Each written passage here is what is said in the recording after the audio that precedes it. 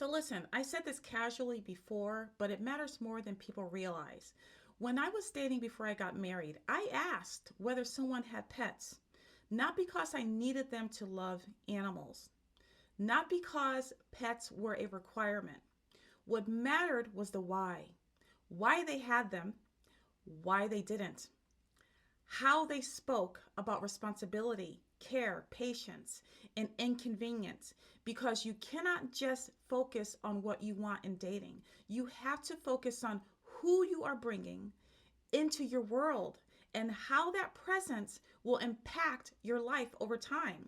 Discernment does not rush, it observes. I've said this in other videos and I'll say it again. Even the most rehearsed liar or manipulator eventually slips, not because you confront them, but because they are managing too many versions of themselves at once. Each lie has layers, each layer has doors, each door has details tailored to different people. And no one can track all of that forever. The exposure usually isn't dramatic, it's subtle. A contradiction, a mismatch, a behavior that doesn't align with the story they told you before. And this is where most people sabotage their own discernment. They talk too much. The most powerful thing you can do while dating is speak less, answer what's asked, be honest, but don't over explain. Don't provide a full narrative with examples and emotional footnotes, because excessive explanation gives someone the blueprint to mirror you. Observation requires silence. This is not about paranoia. This is not about fear. This is about becoming a selective sifter.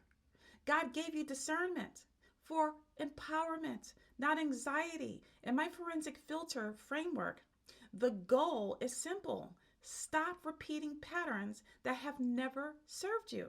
Because if you want to experience differently, you have to move differently.